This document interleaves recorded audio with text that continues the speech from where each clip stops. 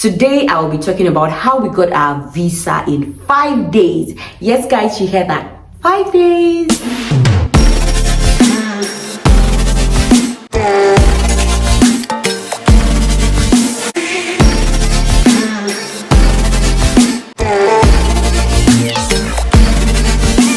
Hi everyone, welcome back to my channel. Okay, this is TMO show, the Mary Omatoso show. You're welcome back once again to my channel. I know that you miss me, right? Because I missed you too. All right, guys, welcome back once again here. New subscribers, you're welcome. My regular G's, thank you guys for staying tuned. Thank you for being here for me. Thank you for cheering me on. Thank you for supporting me. You guys are the real MVPs. Let's go right into what I have today on the channel. Thank you so much to those who have watched my previous videos. Thank you for your support. Thank you for your questions. Thank you for your love. I'm so grateful. So I said I was going to be doing a 4-part series on our relocation to the UK. I've done 2 parts and I'm going to put the links to the videos up here so you can just watch it if you're yet to watch it. Today I will be talking about how we got our visa in 5 days. Yes, guys, you heard that. 5 days. We got our visa in 5 days, and I'll be sharing and giving you tips on what we did, how to go about it, and what you need to know for the visa process. If you're yet to subscribe, what are you waiting for, guys? Subscribe right now. Thank you for subscribing. Thank you for giving this video a thumbs up. Thank you for sharing it with your friends. So the visa process for UK is quite different from other countries. As you might have guessed, it's different from the US. For the student visa, you do not have to come in for an interview. Usually most schools would do a CAS interview to be sure that you're eligible for the student visa, to be sure that you're eligible for the program that you've requested to be on. So once you've done a CAS interview, I did in my own case, some people didn't have to do, some schools don't do CAS interview. So once you've done that, the next step will be to apply for your visa. Once you've gotten your CAS, that's your confirmation of acceptance of studies. Once you've gotten that CAS, you're then supposed to apply for your visa. As at the time I did my visa, they were processing standard visa, super priority visa, priority visa, right? Now the differences in those type of visas are that the standard visa takes 15 working days and it's the cheapest visa. The next one is the priority visa that takes 3 to 5 working days, and then we have the super priority visa that takes just 1 working day. So a lot of times, because of urgency and then probably because a lot of people cannot wait to know what the decision is, they go for either the priority or the super priority visa. In our case, we did the standard visa, yes, and we got that in 5 working days. So stay tuned in this video and I'm going to be sharing step by step what we did and how it helped us in getting our visa out early enough. Now, like I said, once you've gotten your CAS, the next thing to do is to apply for your visa. You apply for your visa on UK's website, www.gov.uk. There are steps and guidelines on how to go about your visa application. Now, here's a tricky part.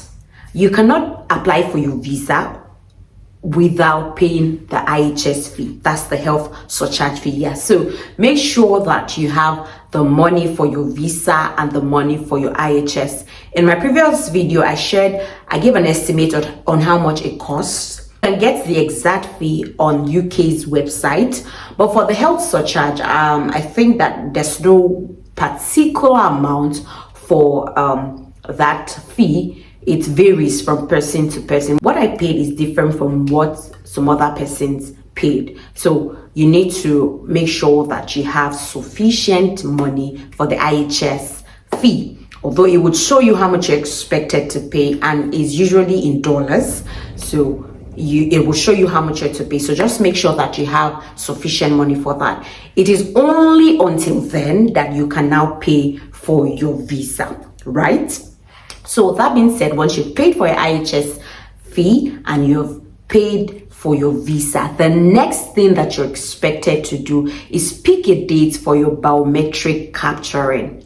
Pick a date for your biometric capturing. Now in Nigeria, where I come from, we have 3 centers. It's done by TLS Contact. Yes, so that's the outsourcing firm that handles biometric capturing for the UK. So TLS Contact, they have a contact office in Abuja, they have in Lagos. So those 2 states in Nigeria, Abuja and Lagos. Now in Lagos, they have 2 centers, one in Ikeja and another one in VI. I just said Diogo. If you know VI very well, it's just around where Zenith Bank head office is. Yes.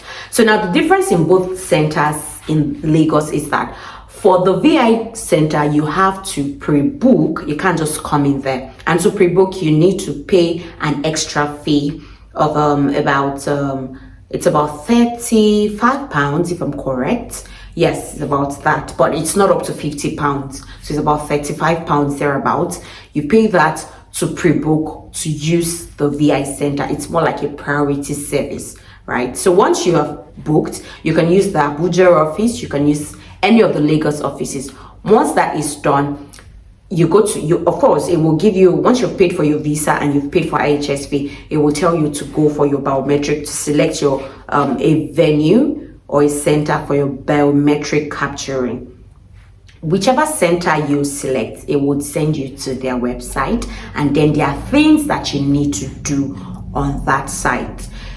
Usually it would ask if you want an assisted service or you want a self-service. An assisted service means that you would come with all your documents to the center and you get all documents scanned. Of course, that isn't free.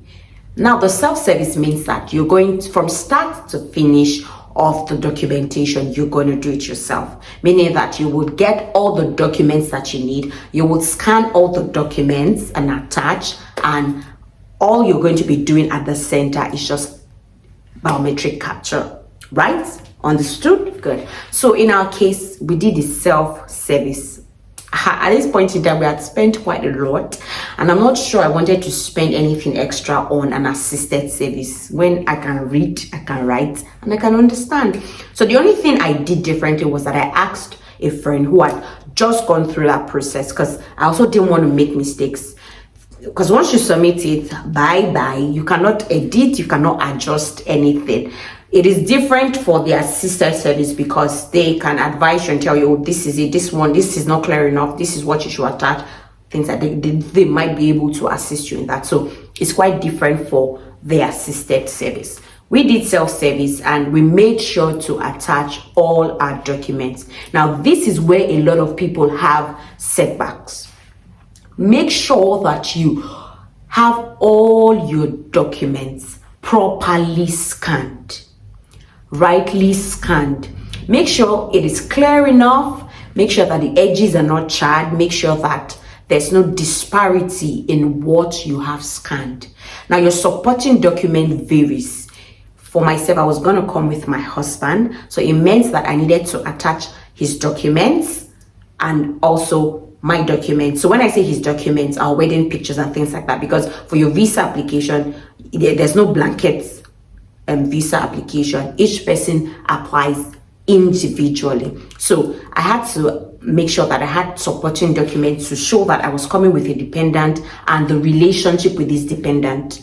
So in my case, I attached my wedding photos, I attached my marriage certificate, the one church gave me, the one that was given by a court. I attached that, I attached proof of our relationship, I attached my birth certificate, I attached my CV because I had some study gap, right? Study gap being when last I went to school and now. So say I graduated in maybe 2020 and I'm going to school in 2025. My study gap is about 5 years, right? So I must be able to show, oh, what was I doing in that 5 years? So I attached my CV that showed, oh, in this 5 years I was working, I was gaining experience. I attached my statement of purpose.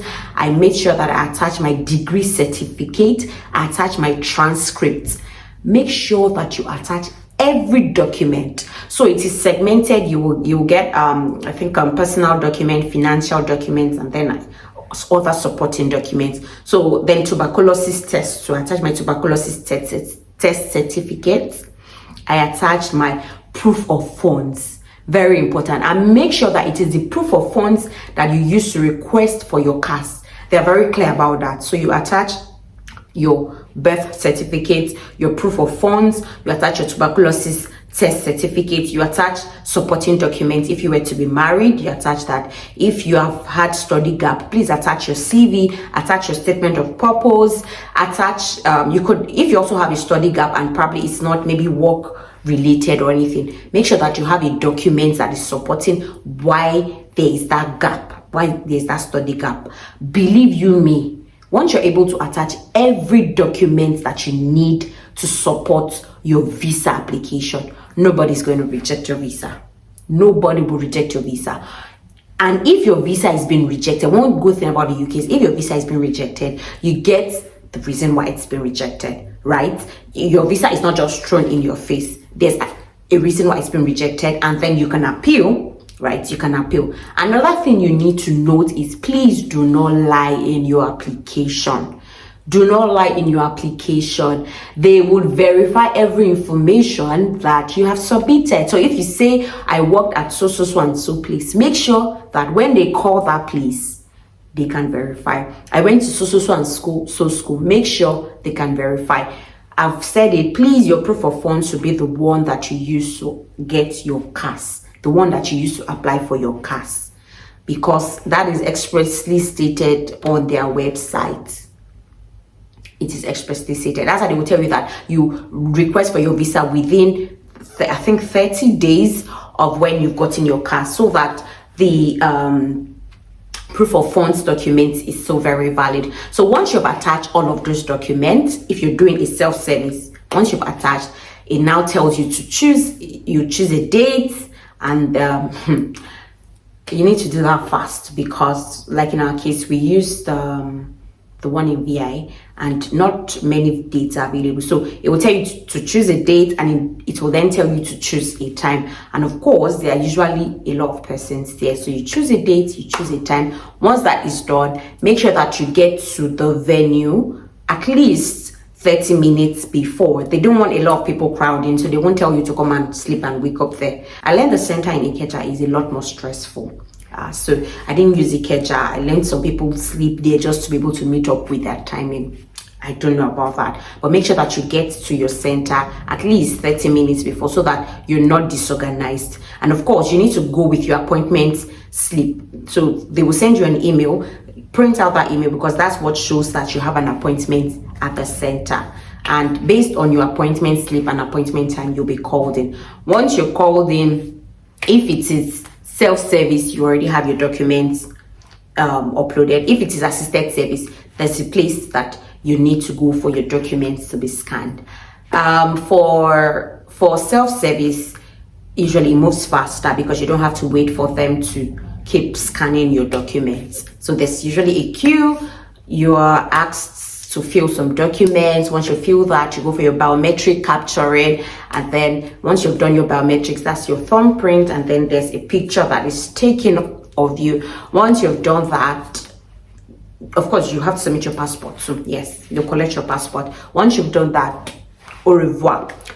They will tell you to keep checking, and that you will be notified when your passport is ready. People of God, now here is the gist. Whether you are accepted or you are rejected, you will get your passport. You need to have seen how my heart was doing kikum when I went to pick my passport. I don't want to think about it. So once you have done your biometrics, they'll tell you to just keep checking. Now that checking is where you can have high blood pressure. There are about 5 or 6 steps. Yes, so you visit the VAC, that's the Visa Application Center. Your documents are collected. It is sent to DMC, that's Decision Making Center. Then DMC makes a decision, sends it back to VAC, and then the applicant picks up their passport. So I did our biometrics on a Tuesday, and by the Tuesday of the next week, it was a standard visa. Hey, by the Tuesday of the next week, that's 5 working days, bam, our visa was out. And of course, I really want to thank God because God made it easy, very easy for us. But make sure that you also have all the documents needed to process the visa. It is very, very, very important. It just gives you a seamless visa process. I had a friend who DMC had to send a mail to, right? UKVI sent a mail to explain why there was a gap. So you see that if you are giving them that document explaining why there was a gap, you are clear. Nobody has to reach out to you, and then you now have to start giving response and elongating the time. And now visa approval is taking so much time. That's because of the Russia-Ukraine war rather. It's taking so much time because they are prioritizing people from Ukraine. So in fact, they've cancelled super priority and priority visa application. So you don't have a super priority or a priority visa application. Everybody is standard. So you see that if you're going to wait 15 working days, you might as well put in your best to ensure that nobody's reaching out to you. Say, oh, sorry, please clarify this. Oh, can you explain this? Or please send in another document. It's quite unclear. Please make sure that all your documents are clear. Make sure that you have every supporting document. Even the one that you think they might need, add it. Even the one that you feel you're unsure of, please add it. It's better to have all the documents with them. If they have questions, they can review everything, than them having to get back to you and delaying the wait time, delaying the processing time. So I hope that I've been able to help. I look forward to seeing you guys in the UK. And of course, if you have questions, please drop in the comment section. If you're unsure of anything, please ask me in the comment section. And like I would always say, I'm not an immigration expert. I'm not doing this for any paid gain. I'm doing this basically for entertainment and just for information. So please make sure that you seek appropriate information. The best place to get information from is the UK website. All right, guys, thank you so much for watching my channel today. I hope that this video was helpful. If it was, give it a thumbs up. Make sure you share and also subscribe to this channel. Let's grow this family. Thank you, guys. Till I see you again. Bye bye.